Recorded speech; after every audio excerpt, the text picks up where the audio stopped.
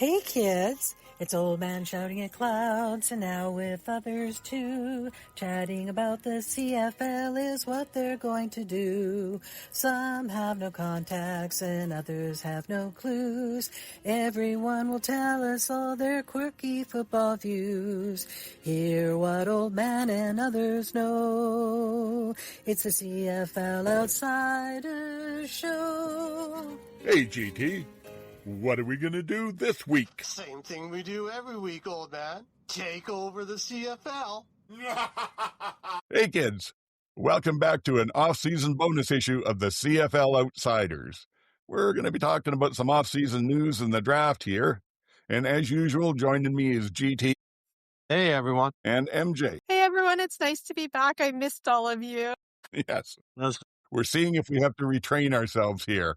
And you should notice, by the way, from the opening, MJ went out and got us a fancy-dancy new logo, and we've got a new sort of portrait thing for all of our social media. So we're working at getting better this year, if we can at all. We're also going to, the folks on Instagram see our avatars more. We've kind of standardized them a little bit, and I'll talk at the end. We're on a whole bunch more social media platforms now. So lots of ways to find us if you want. Wanted to thank MJ for starting that process and then the way it ended up. I think it's a terrific logo, and I think it turned out really well.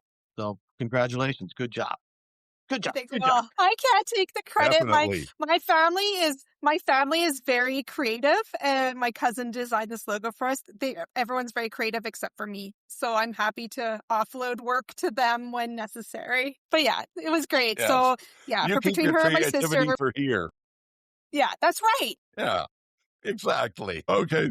And like I said, let us know what you think. I think that it's a professional new look.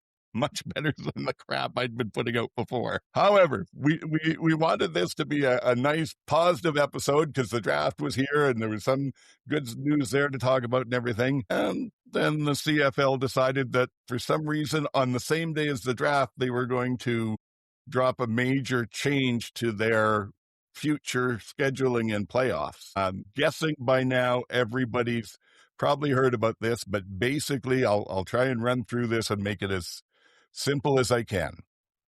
They will be moving the start date for these changes all take effect in 2027 with the full new rules. So they'll be moving the start date to the May long weekend.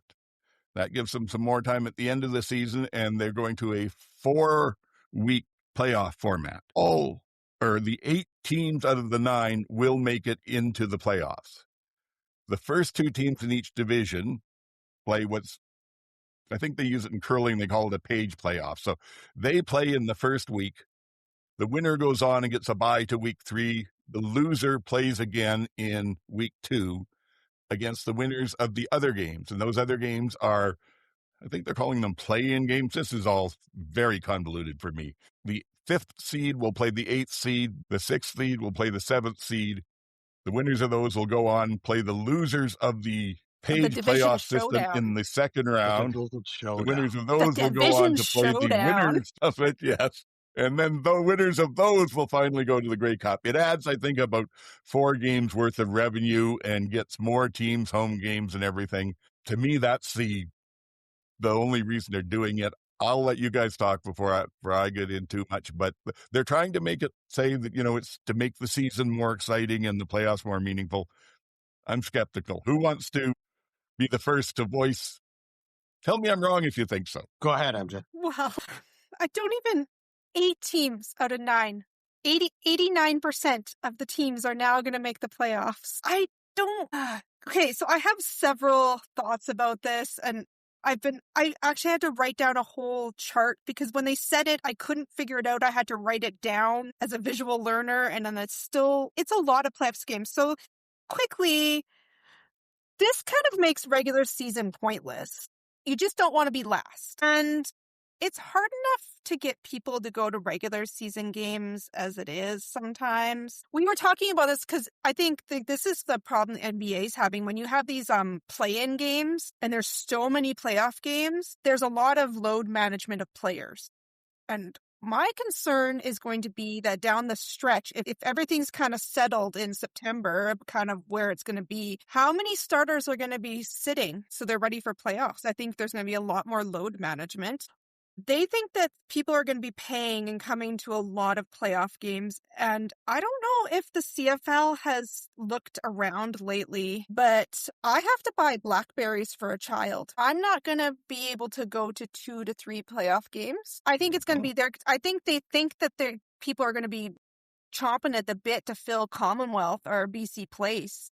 And I don't know if that's necessarily accurate. I feel like the league is trying to moneyball a situation, and they're trying to moneyball how to generate revenue. And I think they've gone a little too far down into the rabbit hole. And I don't think the longevity and long-term revenue of the league depends on a page play playoff format where 8 of 9 teams make a playoffs. I mean, I can talk about this more when we talk about flag, because there are grassroots things that they are not doing. And as we know, they are not marketing. And then this was really upsetting. Why would you announce this on draft day? There's a lot of players in the draft. Like that one guy who got selected by the Redbacks, he had like a 200-person like banquet hall rented out for his big like first selection in the draft, and nobody's talking about that. We're talking about page playoff format. Also about the May long weekend opening, I don't know who is going to a May long weekend football game in Alberta because everyone is camping, and they said that they're going to play a lot of games. They're going to focus on long weekend football. I don't are you giving up like turkey at grandma's to go to football? I don't know. I guess we're going to see how it all plays out. I want to be optimistic about scheduling. I don't like sitting outside in November. But, I mean, last weekend here in Alberta, there was a foot of snow. They're going to be doing training camp in the snow. You're going to be doing preseason maybe in the snow. Your youth sports players are still going to be in school for training camp. You're going to be before the NFL draft. So there's a lot of little behind the scene things that start to domino. And so I'm not quite sure. I mean, clearly they've run through all the scenarios and decided this is like the cost benefit analysis is that this is going to work for them. But I just wonder if it's a short-term gain versus a long, Yeah, it's interesting. I just felt like, again, blindsided. I will say the only thing I thought of is they did a really good job of keeping this quiet. I heard no rumors, and I like to think I'm fairly well tapped into the news makers, but I certainly follow enough of the sources around that I think I would have heard about it if there was some talk. This basically came out of nowhere, other than a conversation that I remember having Stuart Johnson saying something at Grey Cup. And other than that, there really was no talk of this at all. And again, it's just like, where is this stuff coming from? And who's driving this? Is it him driving the governors, or is the governors driving him? We're not sure, and there doesn't seem to be any direction to it. For them to, as you said, to make this announcement on the day that they're taking away from their future players and their future possible stars is just ludicrous. You could have done this at any other time, a month ago or a month from now. If it's going to be next year, we did not need to know about this now. It wasn't like there was the XFL leak that Randy had to worry about, when he had to come out and say we're talking about talking, because it was about to hit the U.S. news. This was under no one's radar. So unless someone was about to break the story, and no one has claimed, Justin Dunk or any of the other guys that usually claim they have the story, have not claimed they had this story in advance. So, I've heard nothing about NDAs signed like there was about the rules. So this just seems to have come out of like a group of guys sitting down and making this decision. Now, they did have the Players Association involved because the Players Association signed off on it. So they must have known, and they obviously had conversations and negotiations with them, and they're going to make more money. So I thought the funniest thing about it was Stuart Johnson trying to sell it all about the excitement and how great it is for the league and how this league's moving forward and wonderful, wonderful. And then the players' representative, he stood there and said, this is about the money. We're making more money. We're happy. That's it. He said players play for 3 reasons. They play for love of the game, they play because they want to, and they play for money. And we're going to make more money, so that's why we did it. And so forget about all the other superfluous nonsense that Stuart Johnson likes to spout. It's about the money for everyone involved, including the players, which is good. But the rest of it, it's not, it's change for the sake of change. It's not necessary. If I'm with a lot of other people that have said, if there's 12 teams, this makes sense. Even Yes. if there's 10 teams, this sort of makes sense. But at 9 teams, this makes no sense.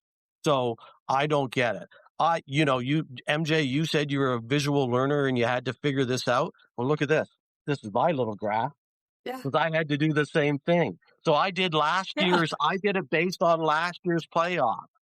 And because how I did it. So I just did so I went by position, by where teams were. And then I went, I just assumed the team that was in the higher position won each round. That's how I made it. And it would have ended up with Saskatchewan and Hamilton in the Grey Cup. So it would have been Hamilton instead of Montreal. That's what I ended up with. If this is even right, I'm not even 100% sure I got it right. I did it with the Grey Cup as riders, Als, and worked my way back out. I started at the top and worked down. So anyways, it's just convoluted.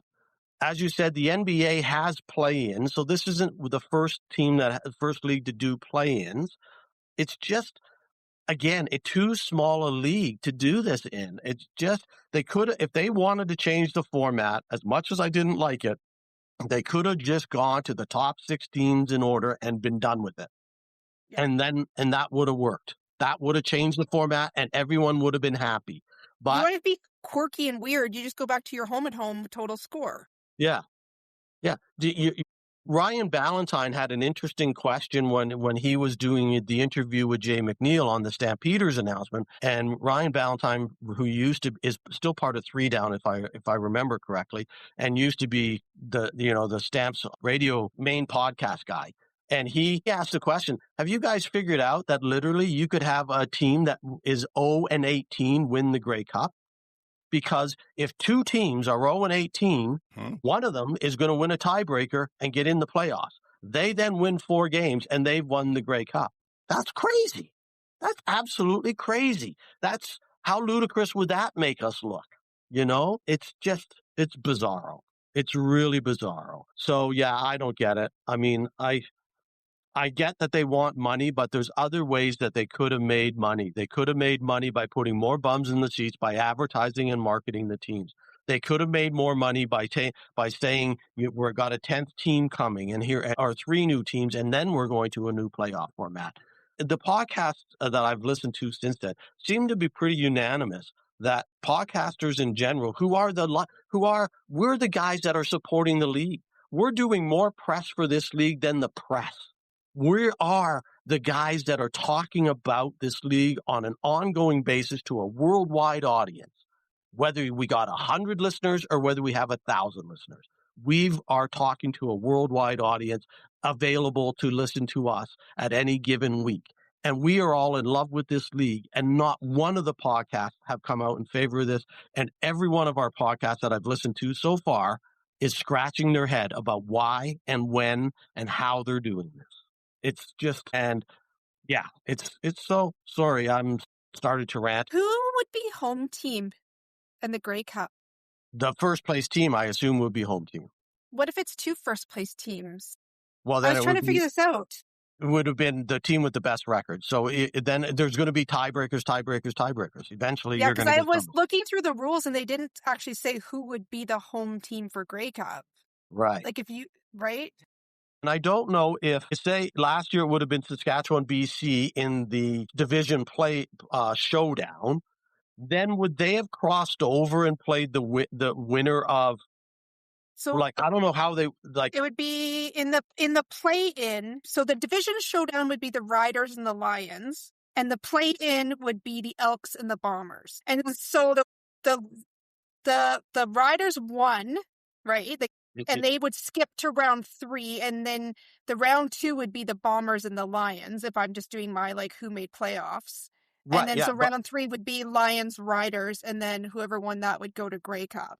Why is it called Division Showdown? It's so stupid. It's so gimmicky. Play-ins and Division Showdown, it's so embarrassing. I'm so embarrassed. We're going to have a trophy for the 9th team. Yes, Mr. Irrelevant, I don't know. I just agree with so many other thoughts because it's our turn to chime in, but but so many people have already expressed these thoughts. That's why I kind of, it's all, I'm almost regurgitating, but a lot of them are also my thoughts. So I agree, I want to talk about them. But someone else said, you're going to know who's out of the playoffs by the 4th week or 5th week. If somebody starts 0-7 and everybody else is 5-5 or 4-3, well, that team's never going to catch up. Last year, we knew Ottawa and Edmonton were pretty much out of it. Then Edmonton got hot and everybody got wound up, but they were still already out of it by Labor Day. And, it's going to be the same thing. Now you're going to be out of it by Canada Day. Like, you literally be out of it by Canada Day. Then why would you go to the park to watch Ottawa or Edmonton or Calgary or even Montreal or Winnipeg if your team's already out of it? Like, if why are you going to go to another 10 games? Why are you going to buy tickets on a walk-up basis to a game in August or September if your team's out of it by Canada Day? It's like baseball all over again, right? When what teams are out of it way early and their attendance just falls off. It's like May, it's almost May, and you can already tell which teams are not making baseball playoffs. Yeah. Baseball literally started like 3 weeks ago. Yeah. Yes. Yeah. Well, if I can, I agree with pretty much everything you've said. And as you said, it seems like a unanimous thing out there with it. Frankly, at this point, I thought that I might have been on Blue Sky, on one of the social media platforms that I'm on yesterday, summed it up about the best I could. He just put up a short post and he said, I'm still in on the CFL, but with every announcement, I get a little less in. And that's because that's it's stupid. I'll come right out and say it. I think there's, for all the reasons listed, it's stupid. If it's about money, okay, then at least have the courage to stand up and say, we're going to take you for a bunch more money. But it's this, and the rules were, as you said, GT, they were both no word, no sort of trial balloons. What do the fans think? It was just dumped on us. And Stuart Johnson, I saw in an article yesterday, came out saying, the fans will get used to it. There's just no respect for the fans. That was just one of the worst quotes I've heard in a long time. Yeah. The fans will just get over it. Are you kidding me? Was that it? Yeah. That's what and then you want us to lay down money week by week, and now that they're going to ask us to upfront pay for 2 playoff games just in case the team gets there. So they're going to add those into your season ticket package, and then you can try to get it back from them somehow. Like, good luck. And try to sell them the second game to a fan base doesn't even know that the game's going to happen until a week before. What happens to a team that maybe misses playoffs 2 years in a row? Like, they have what happens to the financial stability of a team who doesn't get 4 playoff games a year? That team's going to fold. Well, they're talking about that. There's revenue sharing there, but it's not enough. No one's going to. Again, it's not. But all I've heard my whole life is that this is a gate-driven league. This is a gate-driven league, and none of these changes seem gate-driven to me. They are TV revenue-driven. This has nothing to do with people sitting in stands. Nothing. Yeah. They don't care. They don't care if you go to that game or not. It's pretty obvious that this is a completely for TV and nothing else. And if they get half again or double what they've got from TSN because of this, okay, I can see it. That makes the league successful. I don't think that's going to happen. They might pick up another $5 million out of it or something. I can't talk about it much more because, frankly, I am just disgusted with the way this league is going. I don't want to carry on either, but only because he does tend to make statements that are just like, whoa, where did that come from? Another reason talking about the schedule change, not the playoff change, but the schedule change was, while we're moving it to May long weekend, and it's going to be the season is going to start on May long weekend. No one knows when the season starts right now. No one knows when the CFL schedule started. Well, we used to before you moved it. It was always Canada Day, and we planned on it, and it was Canada Day. Now you guys have moved it all over, so we don't know. Don't blame us. You made the decision, not the fans. The fans used to know. We used to know there was a game started on Canada Day, and it was the rematch of the Grey Cup, and we loved it. Instead, you've moved it all over the place, and we have no idea anymore. And now you're telling us that we don't know where it is anymore, and somehow that's our fault. crazy. It's crazy. Yeah. And as someone else said, through all of this, right back to the rule changes, they're fixing a bunch of problems that didn't exist instead of fixing the problems that do exist around promotion and getting fans out there and all the rest of it. I joked on Reddit yesterday, put up a tongue-in-cheek post and said, if we're going to 8 teams in the playoffs, why don't we go whole hog and go 10 teams? We'll just give the number 9 team two entries in the playoffs because they're twice as likely to lose. Well, and somebody made the suggestion that the 9th team play in the Vanier Cup, and whoever wins Vanier Cup gets to move up the league into the CFL next season, and the loser gets to play in the U Sports League. Yeah, well, there have been lots of comments on Reddit on what I put up, and people are saying that. Yeah, people are saying, well, if we're going to do this, let's do it like English soccer. Whoever is last place goes down to the junior league, and the top junior team will come up. Yeah. It makes as much sense as anything they're doing. I don't know. Does this roll into feelings? We have feelings, right? Yes. Yeah. We have strong feelings. And that's why I'm not getting into a rant, because if I let go, you won't stop me. I think that respect is an incredibly important thing. It's one of my personal values. And I just feel like I am now a fan of a team that does great stuff for me, but I feel like the league itself has no respect for me as a fan. Like, I was thinking, like, the 3 of us, and it's not just the 3 of us, you're talking about podcasters carrying water for the CFL. Like, this is free time, right? This is not, no one's getting paid here. We all love CFL football. We're spending time and energy and resources to talk about it. And it's just, I think that's what just hurts, is that this is something we spend a lot of time on.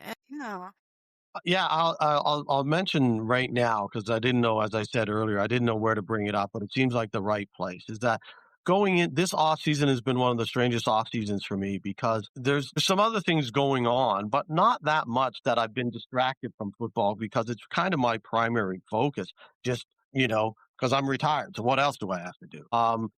But this offseason, I've not felt the buzz. I just have not been as excited about the off season and going forward and looking forward to the season like I have been in the past. I have a few of the people that I've been following, the newsmakers and other podcasters, have not been as involved either. And maybe that's taken away my involvement and my interest level and my engagement level. But it just was leading up to, I wasn't even that wound up about the draft in general as I have been in the past, and just everything else about it.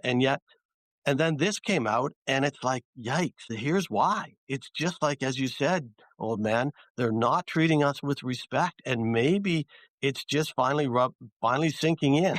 And maybe it's just finally getting through my thick skull that you shouldn't be as invested as you have been. And I've heard that from some other people since Tuesday. So they're doing damage, whether they know it or not. They are doing damage. Yeah, I thought that what I saw across the social media that I actually take part in was there wasn't the anger at this that there was at the rule changes. It was more just people just frankly being resigned to the fact that they're taking away more from our league. And if you're not angry, that means you're not as engaged. And I agree with you, GT, that's what they're doing, is that they're going to push these things through, and then what do they do if in 2028 and 2029 their attendance is down 20-30% and their revenues are all down, and it's too late to try and bring people back? Because that's my fear. If they implement all of this absolutely perfectly, maybe it can work out. But given how they've implemented stuff up till now, I have no faith. Yeah. Should we leave it there? Yeah. Yeah, no, again, I was saying to someone else was saying on yet another podcast on the, I think it was Tony and Dalt, and he was saying that on Rouge Radio that he just said, no matter, it's almost like the U.S. political and what Carney was saying about the world. The world has changed. We are never going back, and no matter what you think, this is the end of the CFL as we have known it, and it is. And by 2029, this is not the league that you grew up with. It's not the league that your grandfather or your fathers grew up with, and it's not the league that we grew up with, and it will not And no matter what happens, it's not going back. So either we will have to get used to it, and I'll watch it for a while to see whether I can get used to it, but it's never going back. The trust is broken. It is not the same. It is not going to be the Canadian Football League that we have all grown up watching, and it's just not going to be. Almost feels like the world as well. Not the same. I am also really, I don't know if I should be disappointed, but I actually really am disappointed with TSN with their put up and shut up mentality. Mm-hmm. Just because you're the broadcaster doesn't mean you just have to toe the line. And I expected some, not criticism, I don't know, but I expected some like both sides of an issue. I guess like I do sports analysts have journalistic integrity? But I just expected some, instead of being like, this is the best thing ever and you're going to love it, as the party line. And I was like, I expected better. Yeah, you expected journalism. I expected a little bit of not a lot, but like a little bit would have been okay.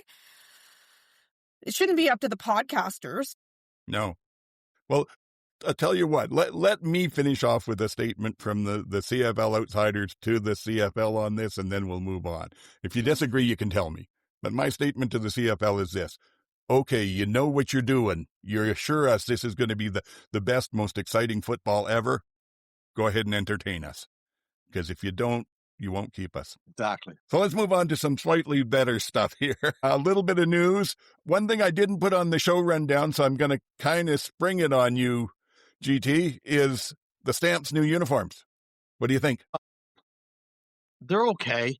I think they're a little boring. They're a little bland. I've said before, I'm not a big fan of, what's the word, complete look, white and white. If they went white jerseys, red pants, red jerseys, white pants, I think it would look a lot better. I'm not a fan of any team in a generic same color tops and bottoms. I just think it looks like pajamas versus when you split it up, it looks like a uniform.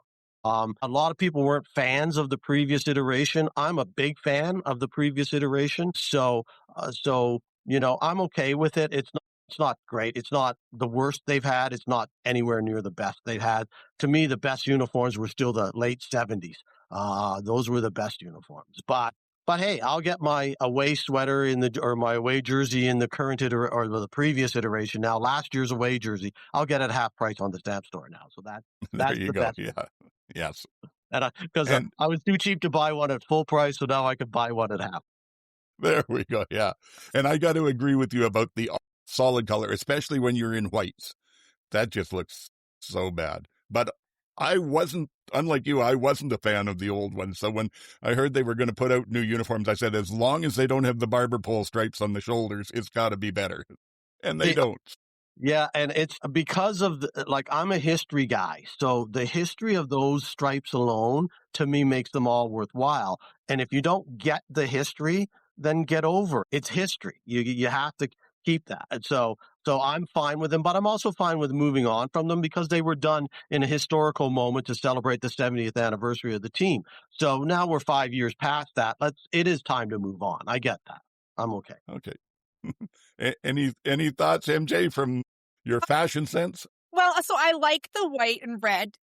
I find that the shoulder, like the red triangles into this like weird point that's almost a little over their shoulder. So it looks kind of, but it's fine. VA looks good in it. That's what I know. Okay. I'll go back to sort of what the rundown, because again, I added this on when we talked in the pregame, just to mention there's been a few retirees or retirements and releases from teams after the draft. So I'll run through them quick, and then you can talk about if they're significant or not. For Calgary, their backup PJ Walker has retired.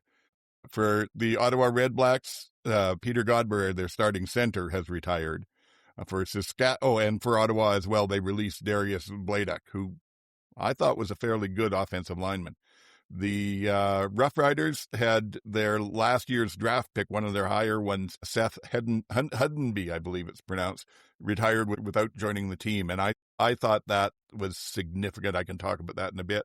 I don't think I've missed too much else with any releases or stuff that are names with most that, casual fans would notice.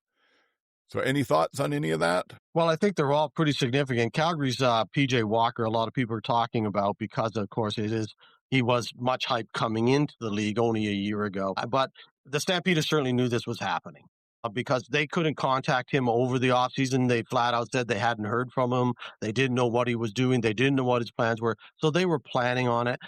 I think Love is going to be a very good backup quarterback. I'm not worried about them. They'll hopefully bring in, a couple of guys, not a retread from, Jake Dolegala type, but or Shea Patterson type. I think they'll hopefully bring in a couple of kids and actually develop somebody as a third string quarterback. So I'm not sure they weren't caught unawares. I wonder if Ottawa was caught unawares in that case after just releasing Bladek, because I'm not sure they would have done that if they had known that Godber was going to retire the next day. So that one kind of was the surprise more than anything for me. And Saskatchewan, must be a little shocked. That's too bad because they kind of penciled him in as a, rotation guy at least this year. And after having very good reports coming out of last year's draft and going back to school. So he went to training camp, went back to school, and then retired and never actually played for them. So that's unfortunate, I guess, for the Riders. And yes. It does weaken their Canadian content, which I thought was getting a little weaker to begin with. So, because as we said, they were okay at the starting position, but they were losing those backups that they had when last year they had all those really good backups. This year they looked a little weaker in their backups, and now they look even weaker. Yes, and I thought Hundenby was key to them if they were going to try and keep their weak side linebacker as a Canadian position after A.J. Allen went off to Ottawa. And without him, I don't see that. So we'll see what happens with all of those. I don't think that I missed any, but those are sort of last-minute news that we just picked up right today. I also wanted to mention, this is a few bits of the preseason news before we get into the draft. The Riders, I think probably everybody's heard by now, a couple of weeks ago released a Joe. And to me, this was significant because this was a kid that they got in the 7th round, all kinds of physical talent, just clicked with the fans. Everybody liked him, seemed great, and then started in the Grey Cup last year, was probably penciled in to be a starter this year. And apparently at the post-CFL celebrations, he got a little sexually aggressive with some women, which he should know better than anyway. But to the league's credit, it wasn't reported to the police or anything. It was reported to the Riders. The league took a look at it, suspended him. I can't remember if it's 4 or 6 games, and gave him a path back, sort of like they did with Kelly on it. But the Riders came out and said, no, we're releasing him. And when Jeremy O'Day was asked if we'd see him back in the CFL, his only answer was not with the Riders. So I give full credit to the Riders on that. It's good to see an organization I posted about. It's a unicorn. It's a sports organization that puts their ethics above player talent. And so there's that. Anything either of you want to say on that at all? He had some troubled pass. He had a troubled pass before he was even drafted, which is why he slipped down to the 7th round, because he had the talent to be much higher than that in last year's draft or 2 years ago. And people were surprised that he slipped to the 7th, but some people were surprised that he got drafted at all because of his off-field antics before getting drafted and what looked like a complete lackadaisical effort in his prep. So it was only talent, but then his talent seemed to shine and he seemed to have it somewhat together, had an NFL tryout, went down to the NFL last year, and then came back to the Riders late. So yeah, unfortunately, some guys just don't get it. Some people just don't get it. Yeah, it wasn't just a tryout. He signed with the Colts and then got released at the end of training camp. So all kinds of talent. And yeah, I hate to see it, but it's just, the not quite maturity, because like you said, there were a lot of questions, but from the effort standpoint and what he was doing at practices and everything, it was all apparently great news. But you get a little too many wobbly pops in you, and if you don't have the maturity, it's not good. Along those same lines, news came out today about the Toronto Argonauts' 2nd global pick. Do either of you want to take a chance at the name? Because I can't pronounce it. It's on the rundown there if you've got it. Well, Pesojovic Moko. Okay. Him. Jordan? First name Jordan. Apparently he's had a couple of accusations of domestic violence as well, and so that he has to pass through the league before they'll say whether or not he can sign with the Argos or not. And he's got quite the little rap sheet. Yes, it's not good. What I saw was they said the league knew about it, but left him in the draft anyway, and they were improving their processes. And no, what I saw was the league was aware of the past and all the and they were going through the process. They had let every team know that he may not be able to get signed. If you draft him, you may not get him. And the Argos drafted him anyway, which is the dumbest thing. It's not like Edmonton last year where they drafted the defensive lineman from Queens and then found out that he was on steroids. No, this was, you knew, and you still drafted this guy. Why? Why would you do that? Considering that organization, you'd think they would know better 2 years later after going through what they went through. And it's a global player. No offense, but it's not even like it's a top first-round Canadian pick. It's a global draft, second overall. So it was a first-round global. But seriously, it's not the same. Why would you get yourself into a whole bunch of more hot water over somebody that's probably never going to play for you anyway? All this showed me is that Mike Pinball Clemens and company have learned no lessons. No lessons have been learned over at the Argos. They are just going to keep doing this kind of crap. And I had a couple friends who are Argo fans, and they're embarrassed. It's embarrassing. There isn't a team in the league where the optics would have been worse. No. Right. It is exactly. With their background. Yeah. Okay. And they put in this new team with Huffnagel and Barker and all these guys. So you would have thought these people should, again, where is the person that puts up their hand and go, maybe we shouldn't do this? Somebody in that room has to put up their hand and go, maybe we shouldn't do this. I think they have too many organizational people without a leader anywhere. That's what it feels like to me. It's just allowed to run amok. Or they just all have the same values. Yes. They all have the same values, maybe. Yeah. Well, there is that part of it. It seems to me that it's the ethics of a team from 20 years ago. That's just me.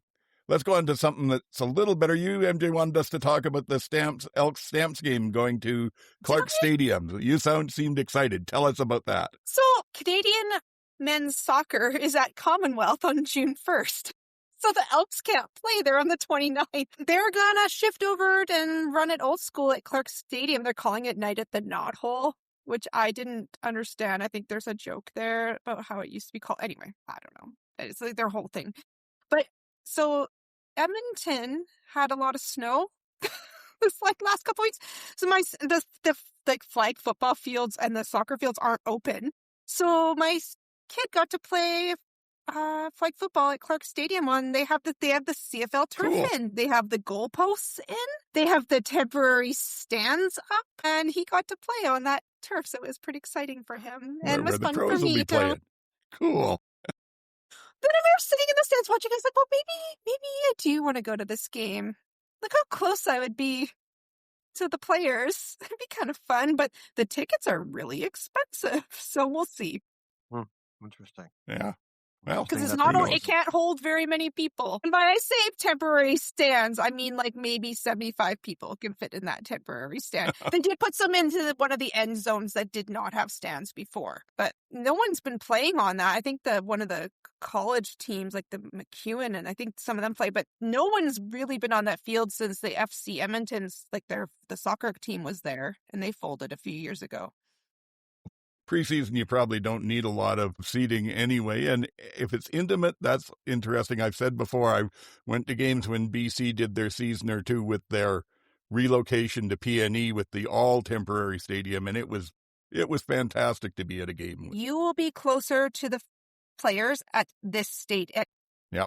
I can't wait for the 2 BC games in I don't Kelowna even here. know. You want to talk about getting close to the I can't even figure out where they're going to set up the cameras at this stadium. There will only be one camera. There'll only be one camera, and it'll be shaky, and go out half black, and then show nothing but crowd shots anyways. Oh, sorry, that's Winnipeg. Yeah, and then and then you won't get the audio for half of it. And You're right. You know they'll what? get better this year. Just like the brand new website for the new season. Have you noticed that? I haven't. And the app. And the app. Love the new app. Oh, wait. The new app They do is the so playoff. great. We're being negative here. Big negative here. Anyway, Next thing, Elk fans, it looks like it's going to be a lot of fun. Hopefully not all the Calgary fans come up from Calgary for it, but it's going to be an up-close, intimate view of all the players and should be fun. Their locker rooms are right next to each other. They're going to have to run through the stands to get out. It's going to be a lot of fun. next thing I had, and I don't know what this is about at all, GT, you said I had to put must-love dogs on here. I can't believe that you don't know about that.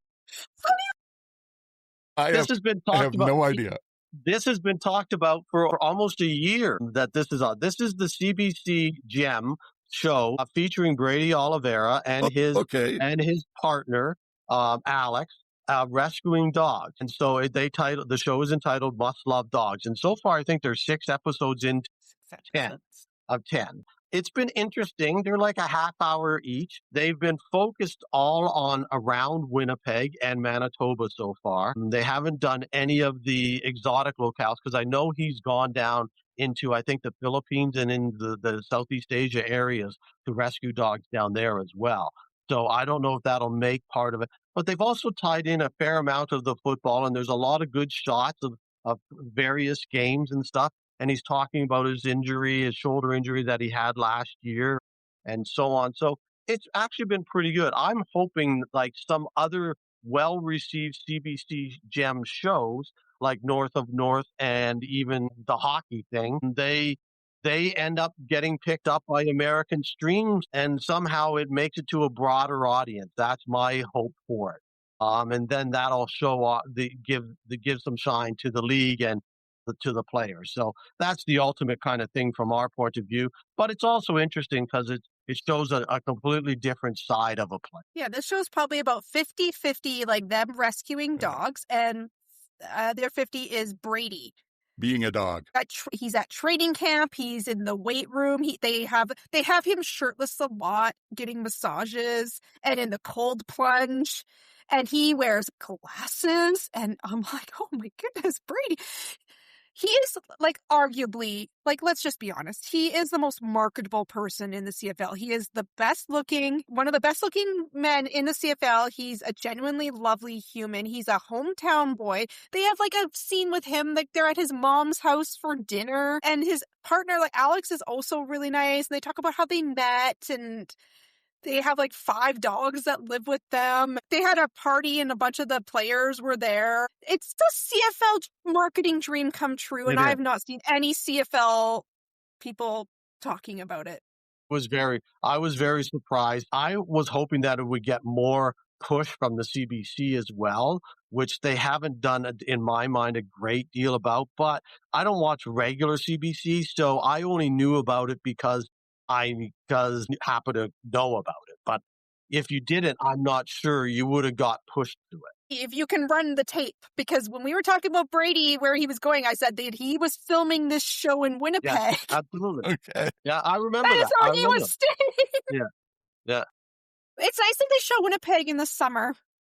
Yes. They have not showed any winter shots. Looks so nice there.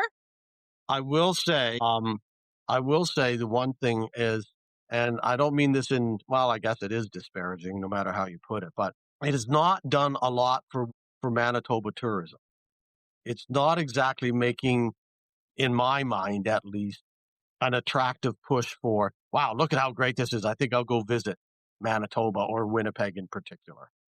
Because it's not supposed to be, because it's focused on dogs in distress and the situations that they come from.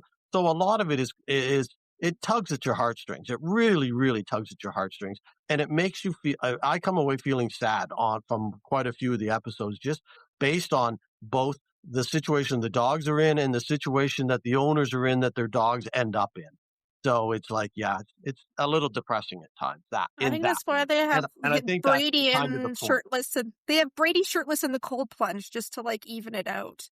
Yes. But Brady also, I'm like, he's like talking about his it's like the beginning of the 2025 season. So he's like, It's home Grey Cup.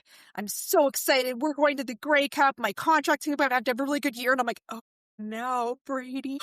And then they showed at the end of episode 6, they showed them winning, but it was against Ottawa.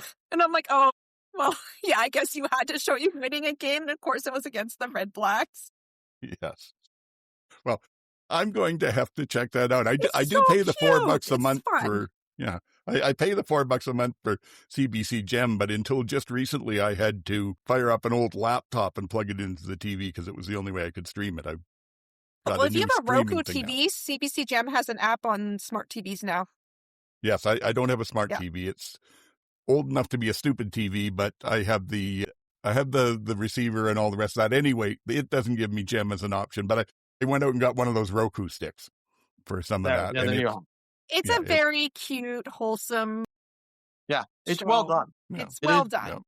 And MJ's absolutely right. It's a CFL marketing dream. This is what they could have and should have been doing for other players, and doing this in-house and putting it on their own website and licensing it out and doing it on TSN Plus or whatever. They CBC or CFL Plus should be showing these type of things instead of just commercial breaks, as we've talked about before, silence with music. It's like these are the basic things that they should be doing. They could show Brady holding puppies. What's not to like? For you got Brady, you got football, and you got rescue dogs. And I have a rescue pup who's out of Manitoba, so we'll sit down on the couch together and watch this.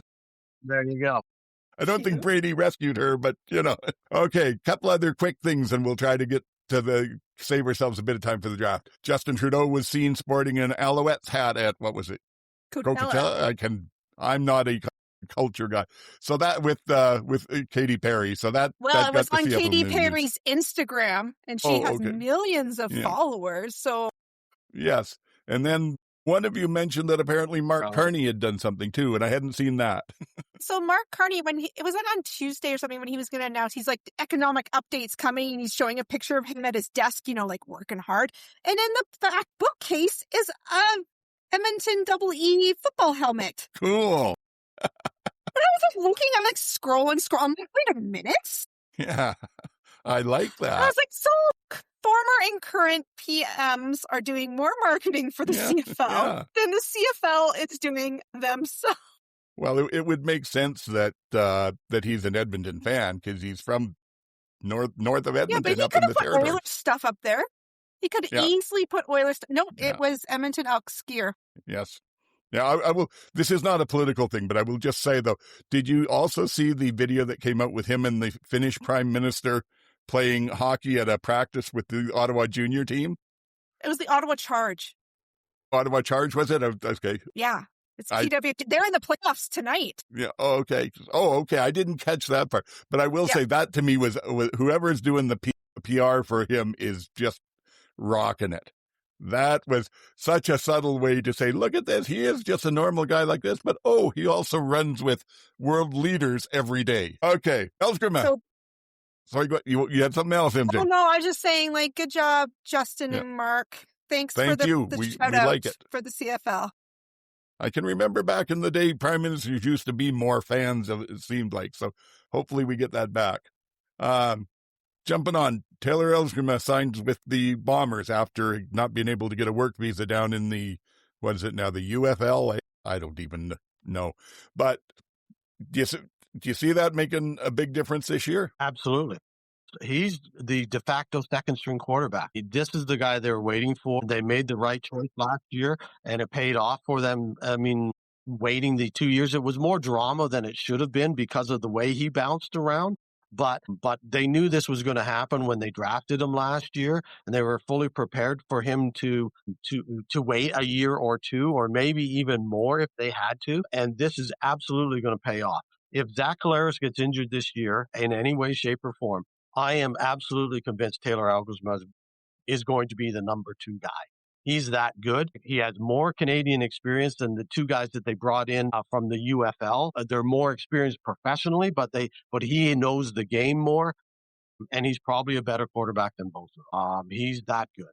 He simply is. I've been watching this guy since he was a junior in Kitchener at Laurier, and so he's phenomenal. phenomenal. And he's the next, quite possibly the next young stud in this league. Between him, Davis, and in BC, Nathan. we've got Nathan. We've got 3 studs already, and if Curtis comes up next year for Saskatchewan, we'll have 4.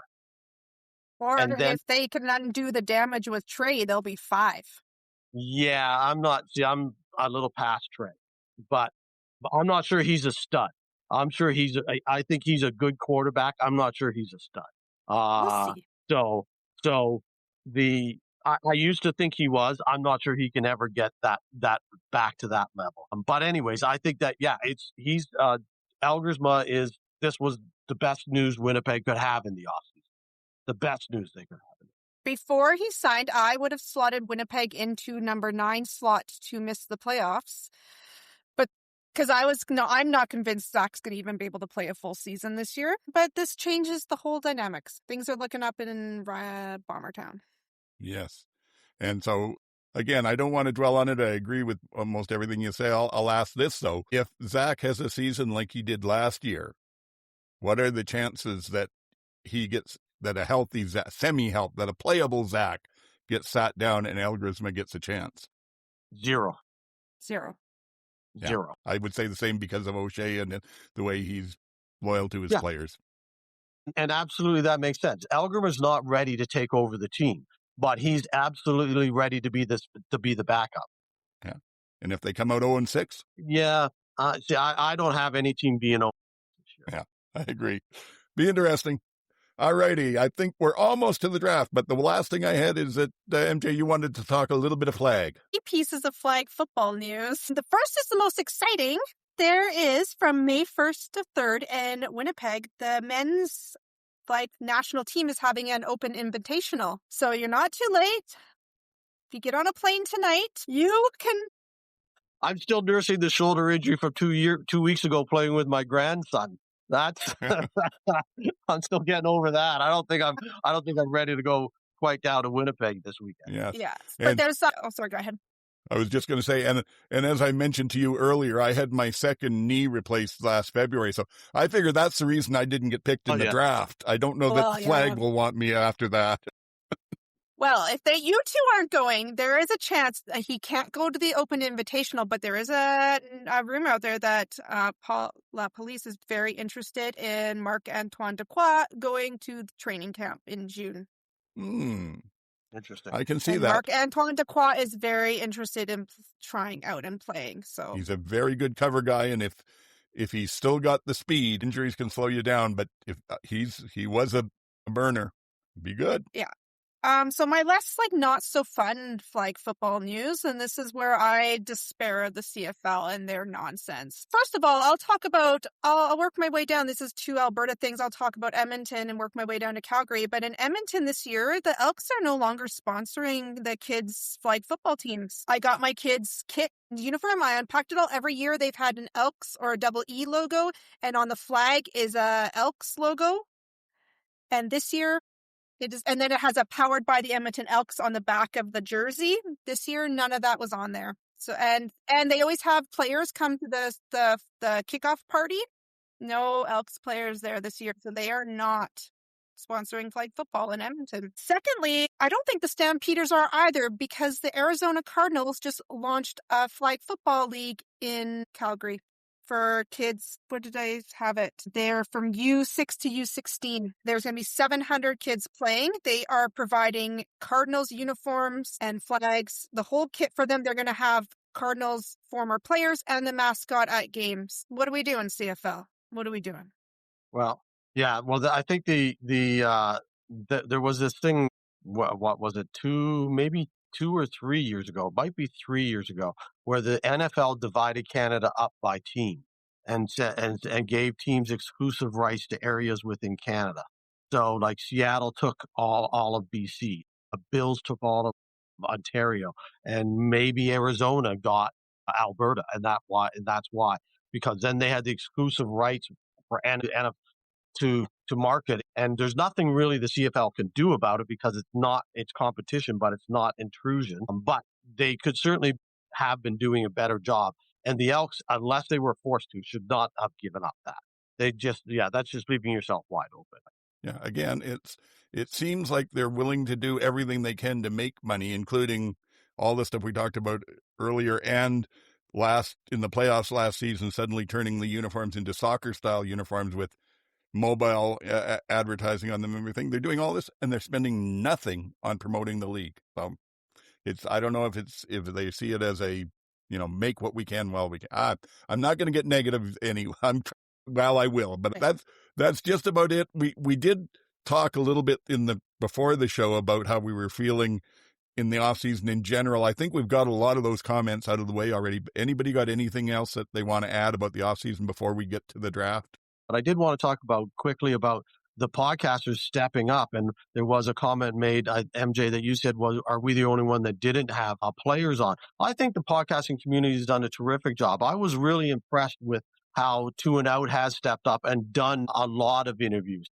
3 Down has done a lot of player interviews. Now, I had to laugh because, of course, 3 Down did the regular pandering and every interview had something to do with Saskatchewan. Even if they weren't on that team, somehow brought in the Riders into it. But I have been impressed with several of the other podcasts.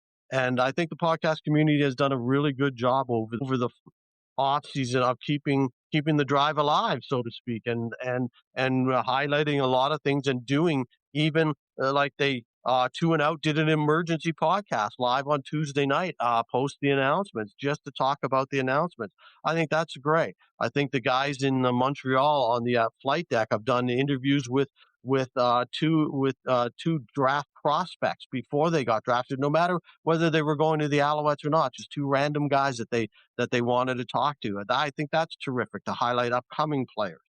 So yeah, I really think the podcast community deserves some acknowledgement on the job that we've all done in keeping the spirit and keeping it going when media generally has dropped off considerably across the country. Yeah, I'd have to agree with that. 3 Down, it's their job. Then they're owned by Harvard Communications now, so that you can expect a lot more Riders stuff because Harvard is the official broadcaster of the Riders. But the rest of this is all fans doing it. And again, applause I agree with you. People have really stepped up their game. It's part of what's keeping me enjoying the off season with everything else that's there. Oh, could I bring up one more thing before I forget about it? Because it just came into my brain. Yeah. Is the CFL Fans Fight Cancer, which I know I'm a big fan of, and I believe both of you are as well. And we had some fun with last year, and we still are going to announce how we're going to have a little bit more fun this year. But they have been unbelievable of the stuff that they've put together. And if you haven't heard about it, it's incredible. Every game ticket that you buy to the Stampeders this year, a portion of the ticket cost will go back to CFL Fans Fight Cancer. If you use their code through that, yeah. If you want to come into town, if you want to go to hotels and go to an out of town game, and you want to stay in Regina, there's a bunch of hotels that will give you a discount if you use the CFL Fans Fight Cancer code with them. They've got so much stuff going on. It's really, really impressive how well that's been driving and how big it's getting as well. So kudos to them and for everything that they're doing as well. Yeah, I haven't checked the website in the last month or two. Like you said, JT, a little bit less engaged this year, but I believe it should still be CFL Fight Fans or CFLFansFightCancer.com, and I imagine they've got a lot of this stuff on there. So I'm going to have to look at it again. They do an excellent job. All right, so that sort of brings us to the draft, and which hopefully we'll get a good discussion on. Full disclosure, I'm able to talk, reasonably about what the Riders did, but I have, as we've been talking about, I've been less engaged, and I still can't believe that the CFL does not find a way to at least stream the combine, because that gives me a chance and other fans a chance to get engaged. When they don't bother doing that and don't put any effort into it, it makes it very hard for me. So I can talk about that. I can talk about a little bit of the general comments that I've heard, but I won't be able to talk intelligently about what every team did. So we'll maybe take it that way. I believe, MJ, you're sort of in the same boat as me. I was joking that I know 2 things about the draft: who got picked first, and that the CFL tracker crashed. Okay, yes, I did hear that again. I was going to try and pay attention this year. I was like, okay, I'm going to pay attention this year because I'm going to podcast. And then things happened. Well, I'm told, I didn't catch it, but I'm told JC Abbott did an excellent draft show, even with the tracker having crashed with 3 down there. And whereabouts are you in the whole process, GT? How much can you talk about? A fair amount. I mean, I'm a draft nerd, but I'm not a JC Abbott by any means. I pick up a lot of stuff over listening to people like him and a couple of other guys that I really used to like that unfortunately lives got in their way of their football podcasting this year too. They did not do, but they would list out typically and give you a complete rundown of 100 different players that were eligible.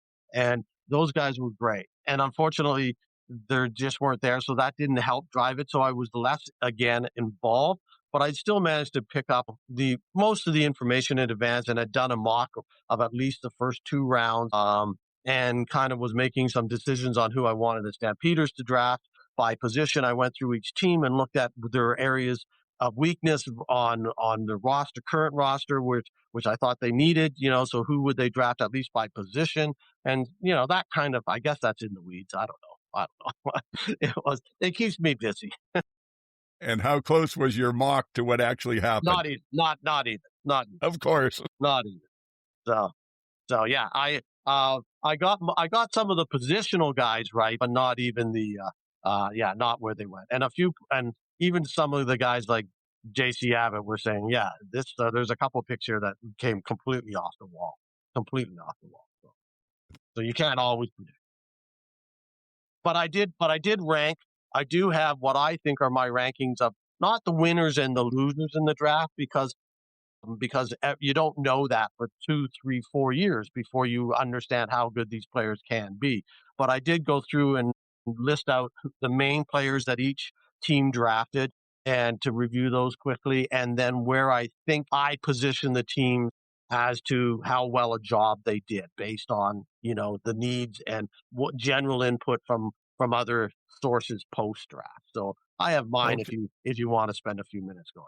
Okay, well, let's do that. Let's let you do a monologue here, and if either of us gets inspired with questions or thoughts, we'll jump in. Otherwise, here's GT on the draft. All right, no problem. So the draft in general this year, as I said, I wasn't as invested, and that may have made me feel this way a bit more, but I also wasn't as invested because it felt like this draft, they kept saying it's one of the most talented drafts through the first 3 rounds we've had in quite a while, but there didn't feel like there was any standout players. There was no Phil Potts you were waiting for. There was no Trey Ford you were waiting to see where he got drafted. There was just none of that number 1, 2, 3, 4 guys that you were just waiting for. It was more like, okay, who's going to go where? More than that. So that meant somehow I wasn't feeling as excited about the draft in general. Then later on, after the combine, a few names picked up, and I thought, okay, now I'm kind of invested in those guys, so I want to see where they end up. Ottawa went number 1 and picked Giordano Vaccaro, the offensive lineman who finished at Purdue last year, but is really 4 years at University of Manitoba. He's a Winnipeg kid, grew up there, was the best O-lineman in Canada West a couple years in a row before going down to the U.S., and is going to be a stud. He's going to be a stud for them for sure. And he had a 300-person draft party that looked like something from U.S. college or the NFL. It was crazy. It was this big tent full of his family and friends. It was terrific to see, and it should have been more than it was when better publicized, and they should have had made a bigger deal of it than a couple of seconds that TSN gave them. Really, so they did really well there. They also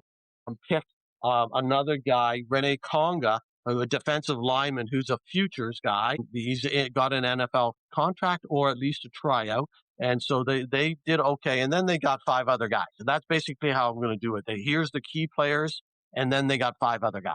So because most of these players are going to either be special teams players in 2 or 3 years, or they're going to end up not making it in the league in 2 or 3 years. That's the way the draft works for us. So Winnipeg, or I should say Ottawa, went number 1, or went from east to west. We'll go east to west. Montreal, they went with Rohan Jones, who's already signed down with Las Vegas. So a futures player is right off the top. And then 7 guys. It was their very strange draft. Everybody is saying that's a very strange draft by Montreal. And they also drafted a kicker when they've got Maltos and Cena. So they don't need a kicker. So why did they draft a kicker? It was very strange that they did that. That was one of the weird things. Toronto had probably one of the up-and-comers in Nicholas Henning as an offensive lineman out of Queens. One of the guys I wanted to get, and I mocked at 5, so I thought we might. But he went number 2 overall, and he's going to be a very good player. Then they went really weird and drafted all over the darn place, so it's hard to tell. But they did pick up a receiver, and they did pick up a linebacker where they're weak in Canadians in both of those positions, so that was okay. And they also drafted a kicker. Strange. Hamilton for you, MJ. They got an offensive lineman with their first pick who's had both knees done already in his first and second years. So but he swears his knees are, now that they're done, are better than they were before. It's like they're bionic now. Yeah, exactly. So if I agree, he's me very too. good. If he can play, he could be a very good player for them. If he's not injured, if he's not, he could be a very good player for them. They also got a terrific receiver in Malik Mega, one of the best rated receivers in the draft. So that's good news because they needed to replace O'Leary Orange and the Canadian depth there. So that's good. And then 6 guys. So we'll go. So there. So that's the East pretty much. Winnipeg picked a defensive lineman, Newer Gatcourt, who's a futures as well, because again has a free agent walk-on in the NFL. Then they went off the board and made a trade up to take the 10th overall pick, got Ottawa's first pick in the second round from Ottawa for a 13th for their pick. So they traded up 3 spots, plus gave up a second in next year's draft to draft Dante Daniels, a tight end who's just massive, but he's a futures pick as well. He's got to try out down the NFL as well. He probably will be in Winnipeg eventually, maybe a year or 2, but at the most, maybe even this year. But it just seemed like a weird pick. Everybody was like, huh? Why would you have done that? It doesn't feel like a Winnipeg pick, but they're excited by him apparently. Then they picked up, they also drafted a kicker, another team. So for all the talk about global kickers, 3 teams have already drafted Canadian kickers. Toronto had the most draft picks, by the way. They had 11. But they still had one of the strangest drafts. Saskatchewan, for you guys, they picked up Malcolm Bell as a DB out of Michigan. Looks like a good pick, and they seem to be building up the Canadian backfield with Sutherland. Not Sutherland. That's in Montreal. Who's the safety that came back last year from the NFL? Not safety, the corner, Trayvon Campbell. Yeah, Trayvon Campbell. Yeah. So they're building behind him. Yeah, they need a backup behind him. And then they picked up 2 offensive linemen, Darius Bell and Albert Reese. Both of them are futures. Both of them have NFL, at least minicamp tryouts. And then they picked 5 other guys, including 1 receiver. So they, because with Aju leaving, they do need some depth at receiver for sure. So they did get at least 1 receiver. If I can just jump in on that, I think that's why they actually picked up, I believe it was 2 receivers, and the tight end, but the other ones were like 7 and 8. So they took a receiver in the second round, which I think was directly because of Ajo, which surprised me. I have heard that Darius Bell, if he gets up here, is as on the O-line, which was their 3rd round pick, is pro ready, so he might be able to plug in and help this year. But I also have heard that their number 1 pick, Malcolm Bell, has a minicamp tryout. Correct. So will he be up here or not? Yeah, most of the minicamp guys you can count on being here. It's the guys that are actually get contracts that are a little riskier. Calgary picked up Eric Roscoe as a linebacker. I was quite happy with the Calgary draft because they got a linebacker right off the top. Not the guy I wanted, but still a really, really good linebacker who positionally might actually fit the team better than the guy I want. They also got the best special teams receiver and possibly the best special teams guy in the draft in the 3rd round, which was great. His Ojo Teolayo is his last name. Another one that's hard to pronounce, and you just have to look at it and you'll figure it out. They also got one of the darlings of the combine in Matt Sibley, a receiver, which It seems odd that they added more receivers considering their Canadian receiving core is pretty solid. But they then got 4 more guys, 2 of which are O-line and 2 of which are D-line. And they needed D-line too. So to me, that's always good. Edmonton picked up the linebacker that I wanted, the Dario Dejaboe. They got Wesley Bailey, a D-line. That's a futures guy. They got Justin Pace, a linebacker from Queens, who's a really smoking hard linebacker. So they've really filling in the linebacker position.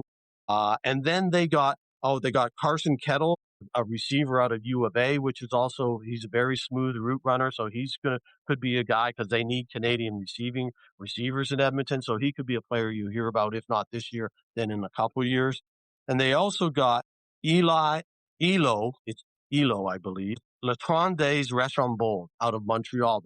He plays quarterback for McGill, but he's already said he's willing and able to convert to a receiver.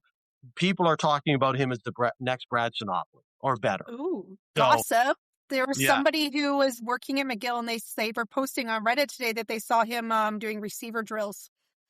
Well, he was running back kicks at the combine. He was willing to do everything.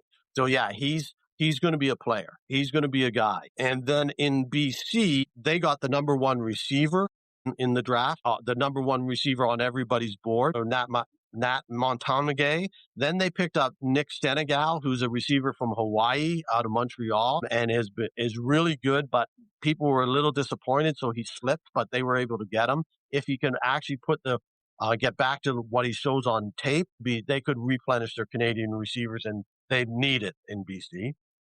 And they also picked up Jet Elad, who was really highly rated as a DB. So in rankings, I have Edmonton as number 1. BC is number 2. Calgary is number 3. Who did I go next? Where's number 4? Oh, Hamilton is number 4. Winnipeg is number 5. Saskatchewan is number 6. Ottawa is number 7. Toronto is number 8 and Montreal is number 9. That's how I just put them in order. It's only my own personal feelings, but that's sort of how I figured they went. I think it was a good draft. As I said, it just didn't seem to have the star power that some of the other drafts.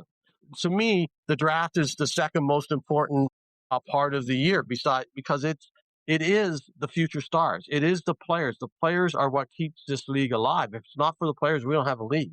So to me, I'm always interested in the process of the players and seeing where they come from and where they get to. And I kind of like to follow them. It's also why I love going to preseason games, because I like seeing 90 guys and then figuring out who the 40 are that are going to end up. So it's been really nice. Like on Instagram this week, there was a lot of players posting little videos and stuff about their draft days and how they felt and what all their feelings about it and how it went. So it was really interesting to see like players who are like stars in our league now talk about their draft days. Yeah, and see again, more of that easy promotion. Yeah, exactly. The next Saturday in Kitchener is the East-West game, which is the preamble game for next year's eligible players. So the players that are eligible for next year's draft have the East-West Bowl, where they all get to show off in front of all the scouts and everything else, and the scouts start working towards next year. If the weather holds and if I have any luck, I'm going to get out to that game, and then maybe I'll have a quick couple of things that I can post about. The teams in the bottom half of the league look to me like we need people that can play, if not day one, by a third of the way through the season. And you're hoping that you get one guy out of the draft that is going to be a contributor year one.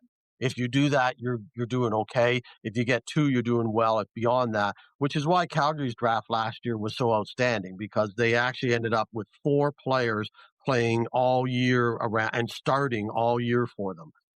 It was tremendous. Which is why this year they only had a couple of positions they needed to fill, especially linebacker, and they were able to do that.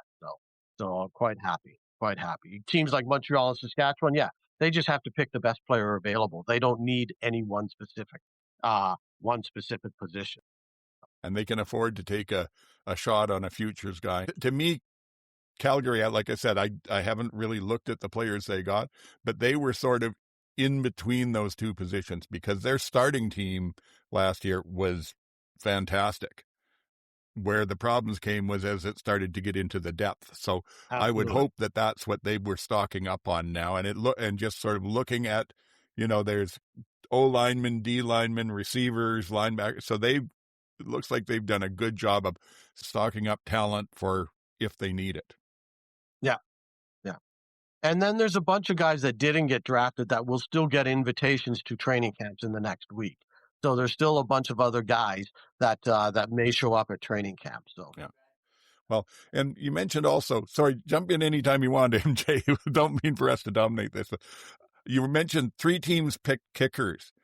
And I'm wondering if what's behind that is the fact that there are global players that are starting to get that are better at other positions besides kickers. And you can only play 2 globals. And I didn't know this. This is something I learned from 3 Down Nation, and I think last week on their podcast, they talked about the fact that the original idea was you'd have to have 2 global players on the roster. If you had any more than that were good, you could play them as Americans. Then the CFLPA came back and said, no, you can't do that. Americans have to be from America. So if you have 3 good global players now, one of them can't be on the roster. And so I'm thinking that maybe you're starting to see like Baldonero, who went from Saskatchewan, I think he went to Ottawa, was a very good global there. Lots of teams have their kicker and their punter as their global players. If they've now got a global who's showing promise somewhere else, maybe that's why they're going back to drafting Canadian kickers. Yeah, it could well be. And there's also, and people are also trying to get ready for the move, for the move of the goalpost as well. So they're looking at younger kickers with stronger legs too. That's what I was thinking. I was like, this is a kicker heavy draft because when the goalpost move, you're going to need to replace people like Sean White, Rene Paredes, Lewis Ward, like you're going to have to be able to kick from 60 pretty consistently. Yes. Well, and that's something we didn't talk about. Ottawa released Lewis Ward and brought in Brett Lawler from Saskatchewan, who had a worse statistical season than Ward did last year. But what I read about it was all about the leg power. That with him, they were getting something like 12 yards longer on the kickoffs, not even they're not looking field goals. On the kickoffs, his average is 12 yards longer than Ward, and that they felt that was important enough to make the change. Oh, those poor Ottawa fans. It's like their favorite player. Yeah, well. Oh, a tough day. It was a tough day. Yeah. And who knows with Lawler? I mean, kickers come and go in this league. Sometimes they disappear for a bit and then come back and are better than ever. And I'm told he was suffering with a bad back for last season and part of the previous one, but maybe that's still there. Who knows? Yeah, again, it's interesting. I don't know. The day within a week after signing, anyways, it was within a week. They immediately had the story that but I'll be a rider forever, and I'm going to when I retire, I'm going to retire. I'm like, really? What does that say to Ottawa? Yeah. I mean, what is that? Like if you just if Ottawa just out the dough and cut their long-term guy, and then here's this other guy come in and says, "Yeah, I don't care about you," I mean, I'll kick for you, but like I don't care. Yeah, I'm not. Yeah. Now, the other question is, was that an honest statement from Brett, or does he still live in Regina and not want and wants to make sure things go well? We do know the famous story of Paul McCallum. Yeah. Well, I wish I had more on the draft. I don't any. Well, head over to 3 Down Nation where they've done all draft analysis for us. Yes. Which is great. Great. Yes, exactly. They haven't done a fantastic job. I'll give you that. And on my other screen here, as you've been going through it, GT, I've been looking at who they've got saying on their article about who's where, not one of the ones that ranks them and all, but just the picks themselves. So 3 Down, I've got to say, despite the fact that, they can be a little heavy on the rider side with the Harvard connection, they have really stepped up their game, not just their podcast, but their website. The information they're putting out there, is far better than anything the league does. I can remember 3 or 4 years ago, I hardly ever looked at 3 Down Nation, and I went to the CFL.ca for everything. Now I barely look at CFL.ca, and 3 Downs on top of it. Yeah, CFL.ca is puff pieces. It's not news. It's puff pieces and it's press releases. That's all it is. But 3 Down is actual reporting and actual breaking stories and journalism. I like 3 Down, and I get a lot of information from them. Again, I just give them grief because they Yeah. deserve it. Well, yeah.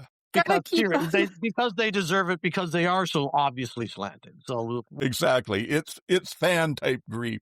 You know, it's not real hatred. It's just in a lot of cases it's envy. yeah, and I'm sure they could make fun of me too. So there you go. Yes. Yeah. Well, hey, if they start making fun of you, you've arrived. So let's hope that That's it, happens. exactly, 100%. True. Yes. No, I get it. That's why so many of us Saskatchewan folks hated the Stampeders for so many years. We really just wanted to be them. Anyway, I think that brings us to everything we've got here. We're an hour and a half, which is kind of short for us, but that's okay. And I'll let you guys do yours. Closing thoughts, if you want to put out any social media for people to follow you on, and then I'll sort of do a wrap-up closing here. All right. Well, my closing thought is we are a week and a half away from training camp. We are 2 weeks Sunday or 2 weeks Monday, Victoria Day. Doesn't start the season, but starts the preseason. We're close. We're here. Thank you to both of you for helping me get through those doldrums that I said I had earlier. I'm now a little more excited than I was at the beginning of this podcast. Hopefully we're going to it's going to get more exciting as we go through the season, and we're going to have some more fun, and we're going to continue, to enjoy this league that we've loved for so long. And thank you for bringing me back. Happy to have you here. MJ. Oh, well, thank you for the reminder that we're so close to preseason. I don't know. I'm kind of in this weird vortex of spring, right? So I'm going to start looking up team lists and getting organized. But you're right. I am a little more excited now that we've talked about it. So thank you to you both. If you also enjoy despairing about the Blue Jays, as well as preseason football, find me over on Blue Sky at Sports and Plants. Don't get me started. Baseball. Yes. Okay. And well, just to wrap up for all you folks that are out there watching or listening, our plans going ahead. The preseason starts, the first preseason game. I can't even remember the date, but it's I believe a Sunday game between Saskatchewan and Calgary, the only game as they've done the last couple of years. So we'll start the week after that with our full season. No more off-season and bonuses and stuff. This will be our full season. You'll get us weekly after that. Let us know what you think, please. And if you haven't subscribed yet on YouTube, please subscribe. Make sure that you put your notifications on so you don't miss anything with it. You'll also find we're doing some other stuff this year. In the off-season, the last one of these we did, GT did an interview with somebody about the CFL, NFL fandom. He's probably going to do more of that. Not so much players or coaches, maybe some of that, but more people that you wouldn't hear from on the other podcasts. So maybe some local high school coaches or somebody involved somehow else. And we'll put those out as some bonuses. I've started on YouTube some little 2 or 3 minute comment videos. I'll probably put more of those up. I floated the idea with the other folks here, so we'll see if we get them out there with it. Then we'll have our full shows for the season, and once we get into whatever fantasy is going to be this year, which I still don't know, we'll have a fantasy show on that too. And I'm not even going to start. I'm not going to start. Yeah. It was easy to be negative tonight, and I'm trying to be positive. So anyway, they're there. You can also find me on Blue Sky as oldman-sac